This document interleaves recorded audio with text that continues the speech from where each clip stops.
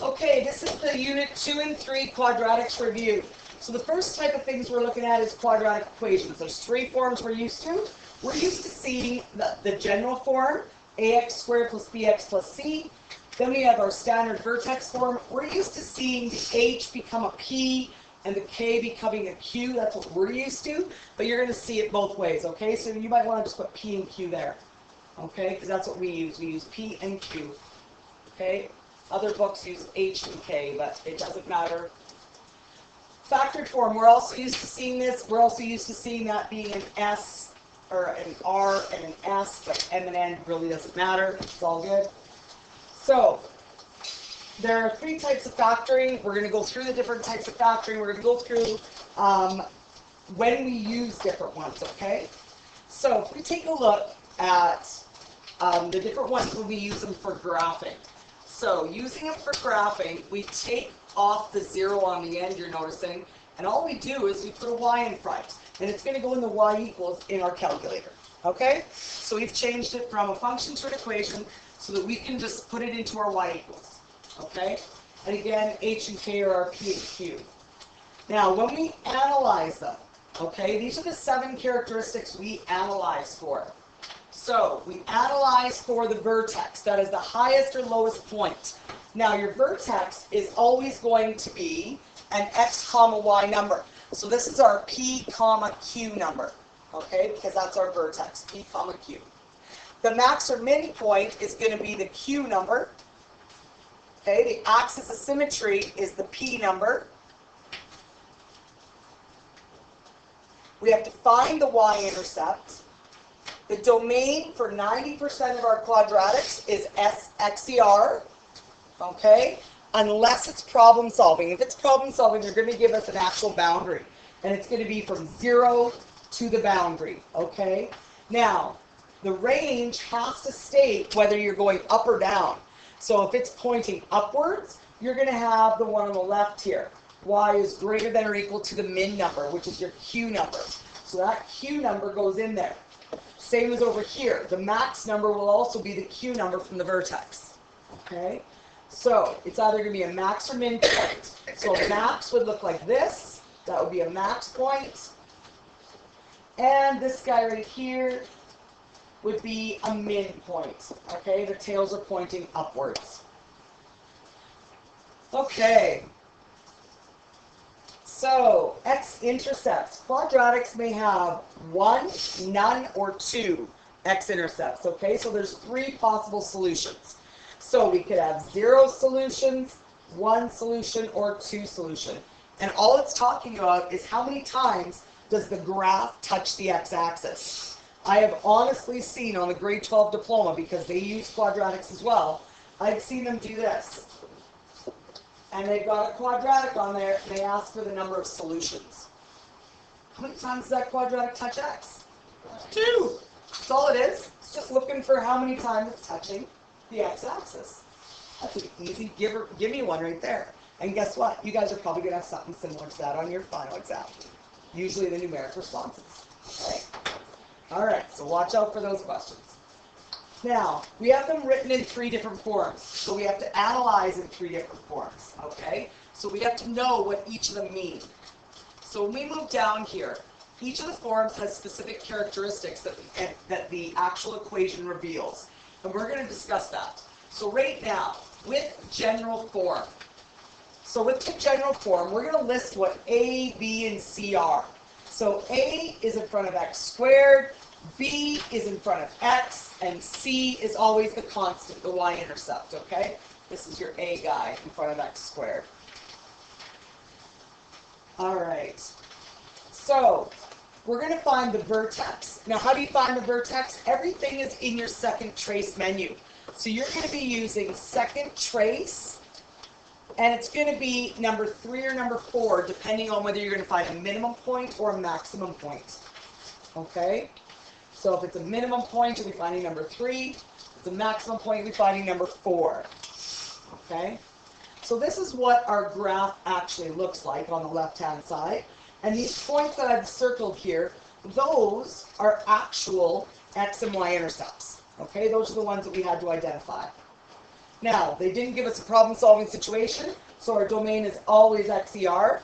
Now we look for our vertex. Our vertex is P and Q, and our range uses the Q number. So we have to make sure that this number shows up down there, okay? And then we show our x-intercepts. Now, who knows what the axis of symmetry is? Who remembers what that is? Exactly. So it's where you can cut the graph or fold it in half. So it's symmetrical on both sides. So it comes from your vertex. It is the P number. So this is always your P number, okay? That is your P number. You betcha. Yep, axis of symmetry. So we got P and Q being axis of symmetry. So when we're in the general form, what things does it tell us? The only thing it tells us is y-intercepts. That's all it's telling us. What else does the A value tell us? There's two other things the A value can tell us. Perfect. Nice. So it's going up. Why is this graph going up? We see it going up. Because the positive A value. Good. So this guy right here, A is a positive. If A is positive, the tails point upwards. You have a minimum point. Then, tails pointing upwards. We have a positive here. So we can also tell if it's narrow or wide. If it's a number other than a digit 1 in front of x squared. In this case, it's a 1. So our graph didn't narrow or it didn't widen. Okay? But if there's a different number in front of x squared, then we have to tell what it did. So if the number is bigger than 1, the tails are pulling close to the y, whether it's going up or whether it's going down, and it's trying to elongate it, making it narrow. Okay? Now, so it's pulling towards the y-axis.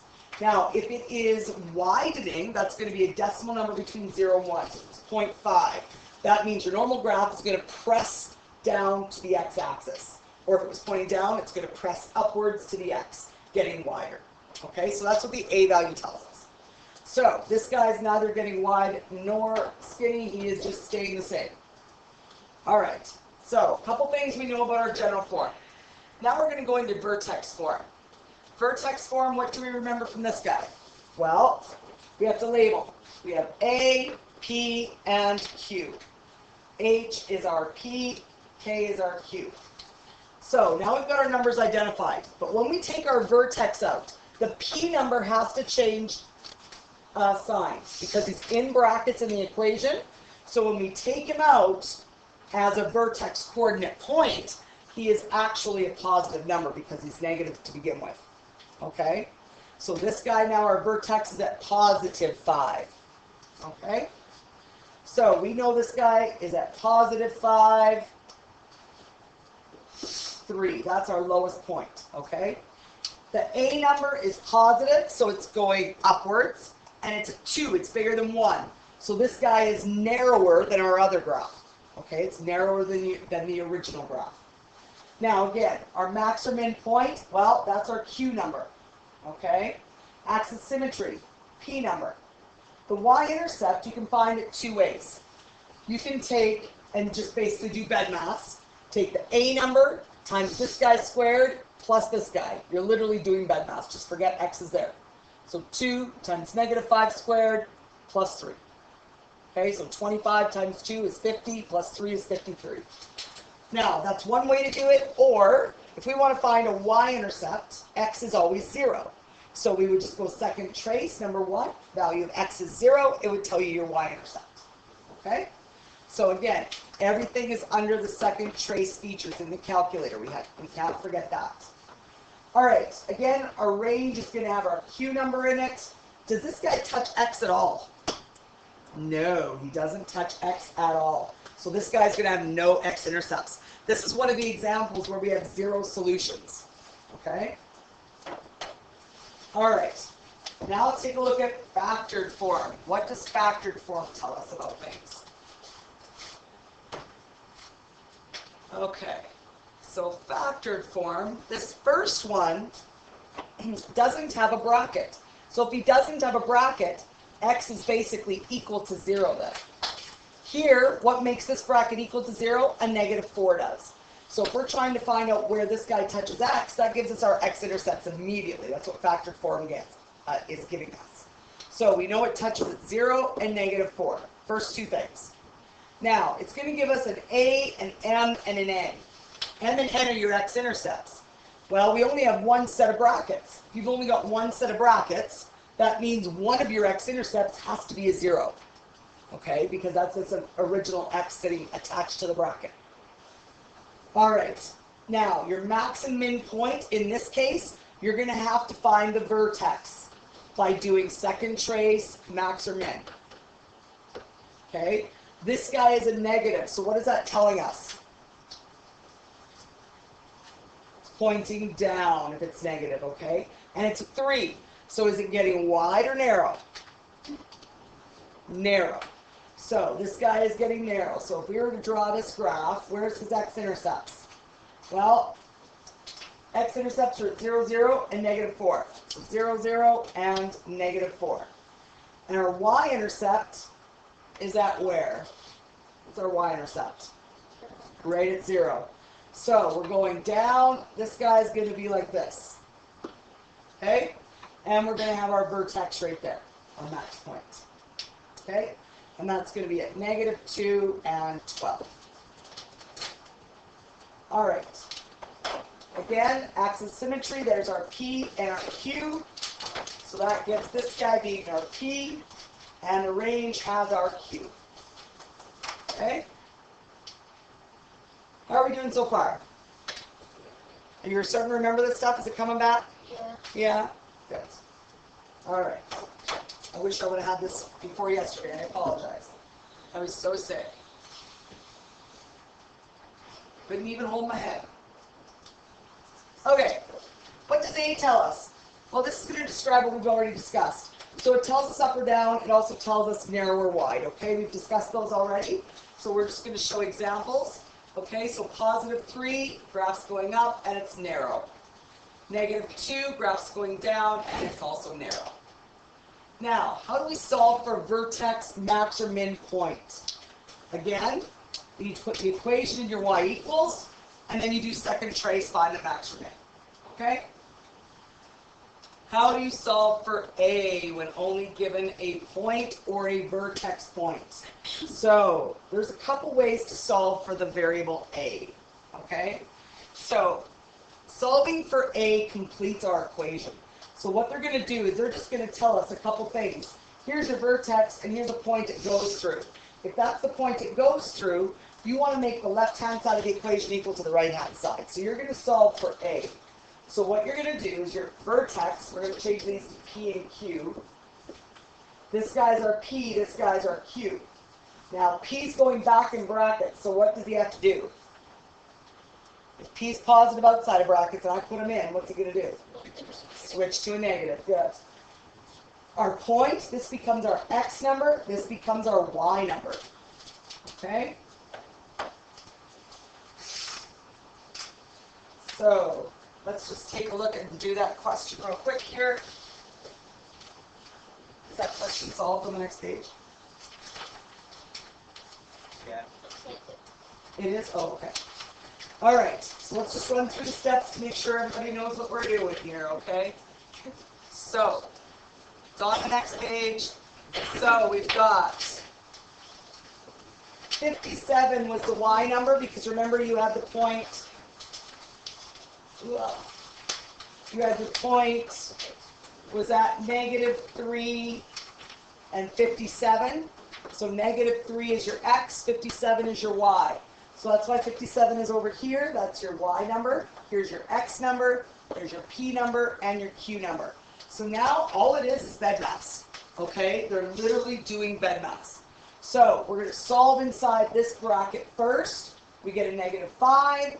Then we got to square that -5. It's going to come in front of the variable A. It's the coefficient. The 7 is going to have to take off to the other side because he doesn't belong there. And then we're going to get 25A equals 50. We're going to divide it out. Okay? So we're going to get A is a +2. And then we put it in the equation where it belongs. Okay? So we've got our A value, our P value, and our Q value. Okay?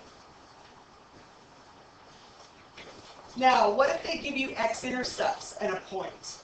Well, this time they gave us a vertex and a point. If they gave us a vertex and a point, we had to use vertex form to put the numbers in. This time, they're going to give us x-intercepts. So what do you think we're going to do? There's only 3 forms. Vertex, they didn't give me vertex. There's vertex, factored, in general. I have to use factored if they give me x-intercepts. You have to use the factored form. So, use the factored form of the equation. That's what it's telling us to do here. And then we substitute in the x-intercepts and the x and y numbers. So, let's go down to the example.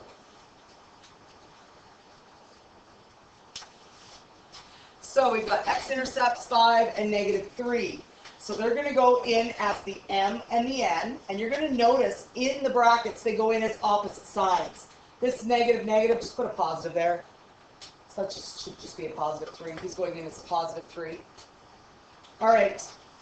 Then we've got a y-intercept of 30. So if a y-intercept of 30, that means his x number is 0 and the y number is 30.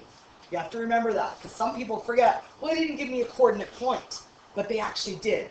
Okay, you have to write the y-intercept as a coordinate point in order to put the x, y numbers in. Okay?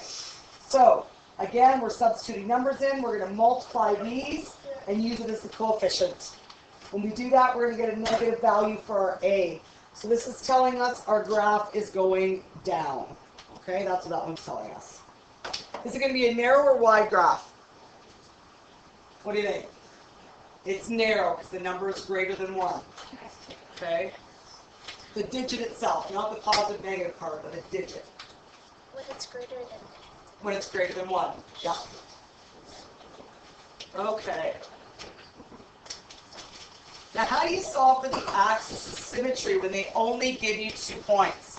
You add them and divide by 2. That's all you're doing. Because you're just going to take the x-axis, or the x-coordinates, you add them and divide by 2. It does not matter which x numbers they give you, as long as the y numbers are identical. So they may not give you actual x-intercepts. They might give you different points on the graph, but the y numbers are the same. That's okay. If the y numbers are the same, just add the x's. So for example, let's say they gave you 7 and 4, and, let's go 15 and 4. As long as the y numbers are the same, all you've got to do is take the x's, add them and divide by 2. So if I add my x's here, I'm going to get 22, divided by 2 is 11. So we're going to get 15 plus 7 divided by 2. 22 divided by 2 is 11. So that's your axis of symmetry there. Okay? That's where the graph will cut in half. So you add the x coordinates and divide by 2. Okay? Here's another example. Find the axis of symmetry for the parabola with these points. These should have the same y values. So make the guy on the left have a 6. They're supposed to have the same y values in order to do this question. There was a typo there. So just make the guy over here have a 6. They have to have the same y numbers in order to add the x's and divide by 2. All right. Moving on to the next section. Now, how do we convert forms? Dun, dun, dun. So we need to be able to convert forms. If we're in vertex form or factor form, we have to be able to convert and FOIL so that we can get into general form. They're usually going to want us to put it in general form.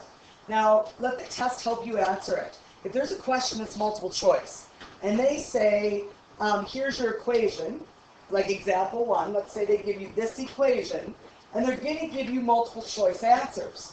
Well, if they give you multiple choice answers, literally, I would put this guy into Y1. I would try each example, A, B, C, D, their choices, into Y2, and then I'd see which one traces on top of it. If you see 2 graphs, 2 different graphs, they don't match. That's not the answer. It would have to be 1 graph tracing on top of it, so you only see 1 graph. That's when you know it's the answer, because they're identical. Okay? So that's an easier way of doing it than having to do all the math if you forget how to do math. Okay? So that's a good way to do those. And most of those questions are multiple choice questions. I didn't put those nasty ones in as as numerics. I don't remember, but I don't think so. Tried to keep numerics a little bit more simple. Okay. What is the degree of a function? The degree, yep. The degree of your function is the highest exponent on an x variable. That's what the degree is. Okay? Coefficients and constants have degrees of 0. It's only the variables that have degrees. So, this guy here, we've got a 5, a 2, and a hidden 1 there. The biggest one is a 5, so he's a degree 5. Over here, we've got a 2 and a hidden 1. That's going to give us a degree 2. Over here, I've got a 2, and this guy here doesn't have a variable, so I don't even look at it to consider degree, so he's a degree 2. Okay? So largest exponent on the variable. Okay, that's what your degree is. Largest exponent on the variable. Okay. Now, again, you're going to often be asked, how do you know if the question's a quadratic? Well, the question will be a quadratic if it's a degree 2. It's got to have x squared in order to be a quadratic. If it doesn't have x squared, it's not a quadratic. Okay?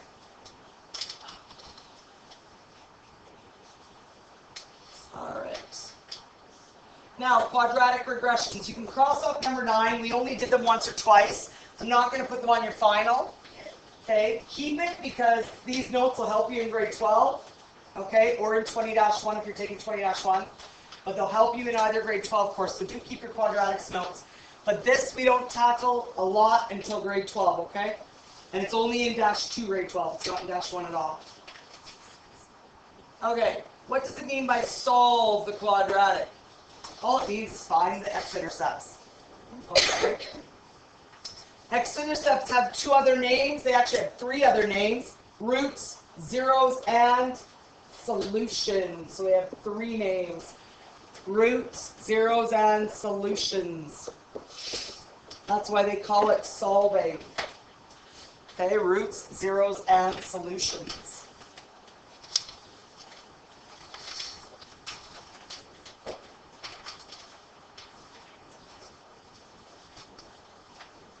Okay.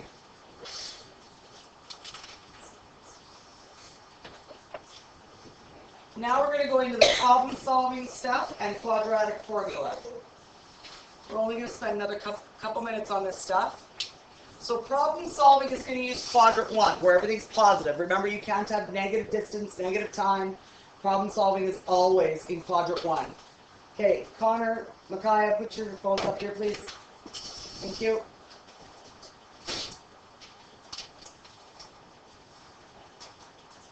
There's one. Thank you. All right. You get it? Okay. All right. So domain and range now, they changed. So your domain and range have to be written like this now. Now, you're not going to have written questions, but you're going to have multiple choice questions. So you're going to have to be able to identify which way they're going to be written. So if it's a problem-solving situation, take a look at which way the arrows are pointing. They're always pointing to the left. And that's the way it's going to be identified. Your lowest number is going to be here on the left. Your highest number will be on the right. That's the way it always goes. Okay, so your min is on the left, the max is on the right. Okay? Now, what does this little symbol mean with those in the middle? It means basically between. Those are the symbol words meaning between. So we're saying x is between 0 and 11.5. Y is between 0 and 14. That is what it's saying to us. All right, and don't forget, your range is always going to include, this is going to be your max or your min value. Okay? And this is going to be your x-intercept. It's going to be way here. Okay? Always, always. That's what they're talking about. Number 13. What does 13 tell us? It says solving more than one equation together. You can cross that off. That's -1. So we're going to go into quadratic formula number 14. Okay, so 13 we don't got to worry about. 14. When do we use the quadratic formula? when you're trying to solve for x-intercepts and you get stuck when you're factoring, or maybe it doesn't factor evenly, okay? Now, how do you check your work? You put it into y equals in your equation, in your calculator, and solve the x-intercepts with the calculator. That's how you can always check your work, okay? So the quadratic formula is stated like this, and you must always, always be in general form. That's what it's telling us down here. You have to be in general form in order to use the quadratic formula, because it's got the a, the b, and the c. So you've got ax squared plus bx plus c equals 0. Okay, so it's using the a numbers, the b numbers, and the c numbers of general form. Okay, that's super important.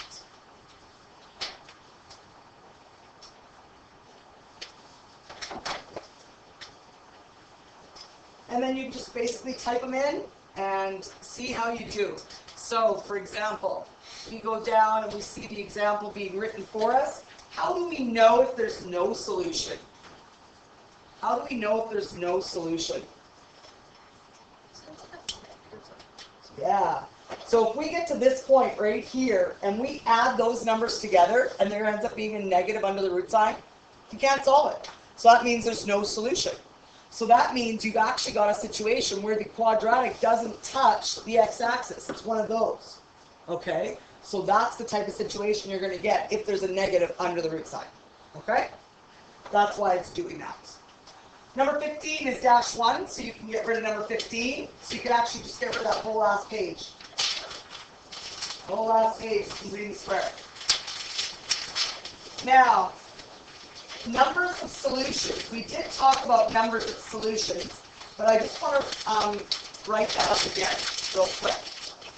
So, the numbers of solutions are according to how many times it touches the x-axis. So the number of solutions. So, 3 types. Like we just saw, it doesn't touch at all, so we have 0 solutions. It might touch once and then take off the other direction again. Okay, so 1 solution, or the kind we're used to that we have to factor a lot, the kind that touches twice. Okay, right there and there, so there'll be 2 solutions. So 0 solutions, 1 solution, or 2 solutions. This concludes the review for Unit 2 and 3.